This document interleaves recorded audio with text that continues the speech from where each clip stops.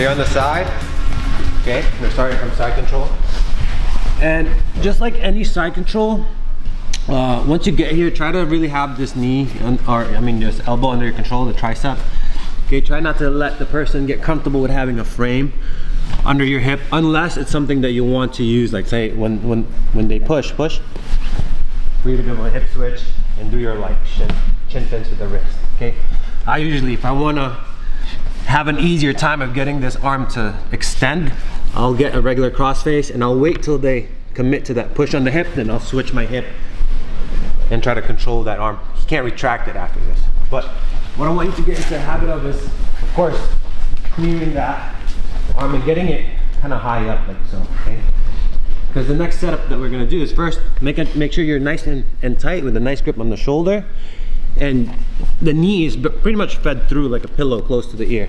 Once you're here, abandon the crossface and go under, this way, okay, under his neck. And my goal is to reach my thigh. I'm gonna reach my hamstring. So this kind of like locks him in. So it's very hard for him to try to get away. He really can't get anywhere, right? Because I'm pretty much tight. Now we switch the angle. So we're gonna go north-south. So right hand is gonna go to the hip. That's just gonna block the hip. And notice my pivot. So my right foot goes up, my left knee is my pivot point. All right, so my left knee stays close to the head. This doesn't disengage. I go here and I put my head next to his rib. From here, it should be my hip and my rib, keeping that arm from opening back up, plus my arm over him, okay? Now when I'm ready, look, one hand is free. I don't need it on his hip because my head is taken over, and my right foot. We're gonna use it to walk over to the other side. So keeping a nice grip on your thigh or right on his shoulder, it's up to you where you're comfortable. I'm gonna start walking him. Now as I walk him, as I walk him over, my right arm, once I reach a certain point, is gonna take over and keep that tricep pressed down. I don't want it opening up. And once I hear, it's kind of obvious what I'm about to do. So here, once you're ready, just let go and have figure 4. This is more of an anaconda. And here you can kind of sprawl. Any compression you do, just like a rear naked choke,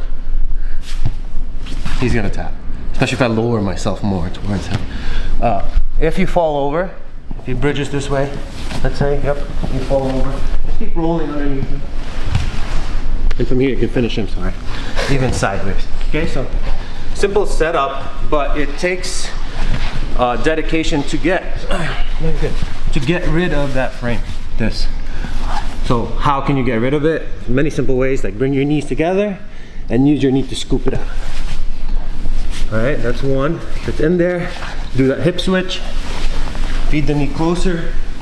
Get your cross face back. Or once you get here, just sneak this in. Boom. Right? And once we're here, right hand goes to the hip. We're gonna replace that. Now notice, once my head goes to that hip, my right knee goes off the floor. Because that's gonna speed up my pivot. And from here, use your hip to push him sideways. See, try to open your arm. Just, it's hard. I'm in his way. I'm in his way. I'm in his way. And play around with how comfortable you are with the lock, because some of us have shorter arms, longer arms. So try to cinch it real tight. Cool? All right, 1, 2. I'm gonna show a few more details of about the choke, and then we'll add one more choke. A pretty easy one to add, okay? So let's go here. Just remember, I don't want him flat for this choke. And also, once I start moving, I don't stop at closer to north. I actually go all the way towards side control. Now, I saw some guys feel like they're gonna lose this arm as they're transitioning. Maybe your hips are too high. Open your arm, you lose it, you know? So you wanna be conscious with your hip and your rib and your stomach, whatever it takes to really like guide the person. But I feel like I'm already losing him here. So what I'm gonna do if I feel like I'm gonna lose him is just abandon your arms. Use your arms, this arm as a guide or this hand as a guide, so C cup. And then just use your weight on his, with your shoulder on his stomach for base, right? This is gonna be my base, my head is my base, and my feet. So I'm just gonna walk and push to turn him. Now look, my knee, look at my knee placement. My knee is right on the stomach, guys. So I'm not like more north-south, I'm more side control with my knee through. Okay, so my knee is almost touching your stomach. Use your chin to stop the person from turning back flat. You see my chin is a hook here. Boop. Use your hand to bend the head, and then here. Look at how my left knee, or my right knee, is currently up. When I drop it, watch what happens. He taps. That's where the pressure with my squeeze to my arms start. So if you're in this posture, just drop your knee. Yeah, he's already tapping. Because you get to compress more. So another choke that I kind of like, should be trying more, requires you to pin that arm. So now he gets the frame, he pushes, I switch. And if you have the time, if you know this move already, great. If not, stick to the first choke, okay? So switch, pin, get the cross face, pin. Okay? Bring your knee close to his ear, okay? Now from here, we're gonna grab the same grip. Look, the arm's gone, right? There's no longer an arm, but I'm gonna do the same thing. Now this hand, I'm gonna grab, calm down. And all I'm gonna do is I'm gonna release my right leg and move his hand to his hips as I sprawl. And from here, just compress and tap. So if you don't have time for that setup, just start from here. Have that pin, inside leg with that arm. You got your cross face, get that pillow, and get that arm pit across, similar to the earlier move.